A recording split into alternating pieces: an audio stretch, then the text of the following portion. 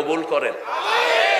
কিন্তু অন্য মানুষের হক নষ্ট করা যাবে, নিজের হাতে কোনো সিদ্ধান্ত তুলে নেওয়া যাবে। যেমন আপনি মনে করলেন এরে মেরে ফেললে আমি শহীদ হব, না, এরে মেরে ফেলো, হেরে মেরে ফেলো, এগুলো ফিতনা। এগুলো কি ফিতনা? আপনার নিজের হাতে আপনি আইন তুলে নেবেন না। রাসূল নিজে মায়ের খেয়েছেন মক্কায় 13 বছর, কিন্তু কাউকে আঘাত করেন নাই, কারণ আল্লাহ তখন অনুমতি দেয় নাই। মদিনায় গেলেন, অনুমতি দিয়েছেন কে? তবে আগে কখনো আক্রমণ করেন নাই, আক্রান্ত হয়েছেন, জবাব দিয়েছেন। বদরের যুদ্ধে মক্কার কাফেররা গিয়েছে মক্কা থেকে মদিনায় রাসূলকে মারার জন্য। রাসূল 4 বার প্রস্তাব দিয়েছেন। কয়বার?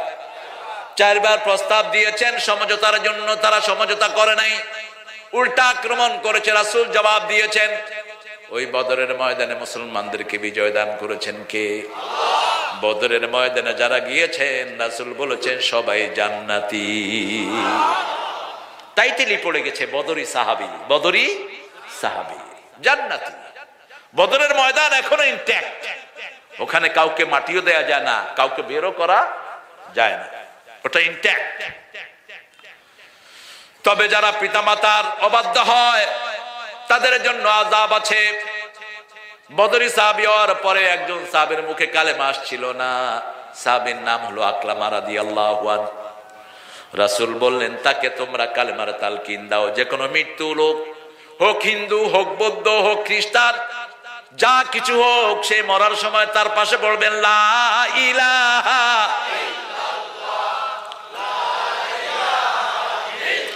লা ইলাহা ইল্লাল্লাহু মুহাম্মাদুর রাসূলুল্লাহ সাল্লাল্লাহু। যদি তার মুখ দিয়ে কালেমা বের হয় তার জীবনের গুনাহ মাফ করে দিবেন কে? তাকে পড়তে বলবেন না, বলবেন না যে তুমি পড়ো, না, এটা বলবেন না। কোন মুসলমানকেও নির্দেশ করবেন না তুমি কালেমা পড়ো, তার পাশে জোরে জোরে পড়বেন। কারণ যদি নির্দেশ করেন, সে যদি অস্বীকার করে বসে, তাহলে তো যেটা ছিল সেটাও শেষ। নির্দেশ দিবেন না, তার পাশে পড়বেন। রাসূল সাল্লাল্লাহু আলাইহি ওয়াসাল্লাম কয়েকজন সাহাবীকে পাঠালেন, যাও আকলামার কাছে তোমরা কালেমা পড়ো। জিহ্বা পেছ থেকে যাচ্ছে, পড়তে পারছেন না বদরি সাহাবী। সাথে সাথে রাসূল সাল্লাল্লাহু আলাইহি ওয়াসাল্লাম বললেন আকলামার মায়ের কাছে যাও, নিশ্চয়ই মায়ের মনে কষ্ট দিয়েছে। ঘরের ভিতরে সাগর রেখে নর্দমার কাছে আমরা পানি খেতে যাই, ঘরে মা আছে, মায়ের দোয়া চায় না, মার খেয়ালও করে না। কোথাকার কোন নসাপির পসাপির, নামাজ নাই রোজা নাই, ওর পিছনে গিয়ে ধন্না দেয়, ঠিক কিনা? না, আমরা ভাঙবো না, ভাঙার দায়িত্ব দেবো চেয়ারম্যান সাহেবের। চেয়ারম্যান সাহেবের পিছনে পুলিশ আছে। আরে ভাই, আমি কালেমা পড়াইছি, স্টেজে চেয়ারম্যানরা আছেন, এরপর আমার বিরুদ্ধে দিচ্ছে মামলা। আমি বলে বেডিরে জোর করে কালেমা পড়াইছি, ওই মাইয়া পারে না আমার স্টেজে যাবা ধরে, ঠাকুর গায়ে আইসা এরকম পাশে চলে আসছে। আমি এই মহিলা আসতে কেন, ধরেন আপনারা। একজন ধনাঢ্য হিন্দু পরিবারের মেয়ে, সে মেয়ে এসে বলছে হুজুর আমি কালেমা পড়ে মুসলমান হতে চাই।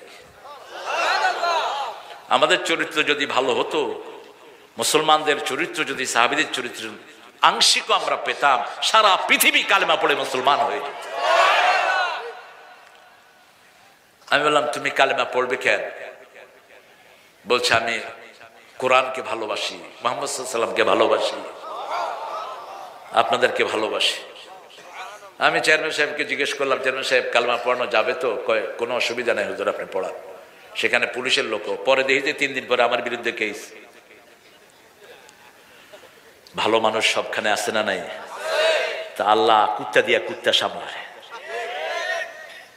ওখানে দিয়েছে শত্রুতামূলক, আল্লাহ ওটা সামলায় দিয়েছেন, আলহামদুলিল্লাহ। I could do this if I wanted to. Back on the grind.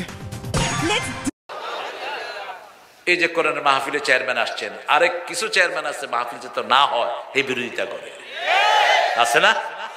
তবে আল্লাহ ভালো সবখানেই রেখেছেন, আল্লাহ ভালো সংখ্যা বাড়িয়ে দেন। জোরে বলেন আমিন। আকলামা রাদিয়াল্লাহু আনহুকে বলা হলো ওনার পাশে কালেমা পড়ছেন, তিনার জিহ্বায় কালেমা নাই।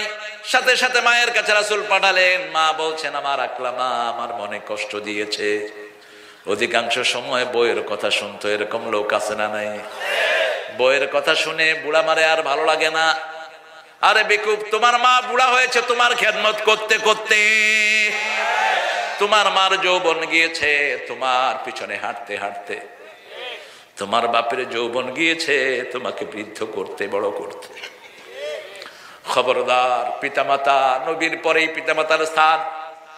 পিতামাতাকে যে কষ্ট দেয় তার আমল আল্লাহ বরবাদ করে দেন।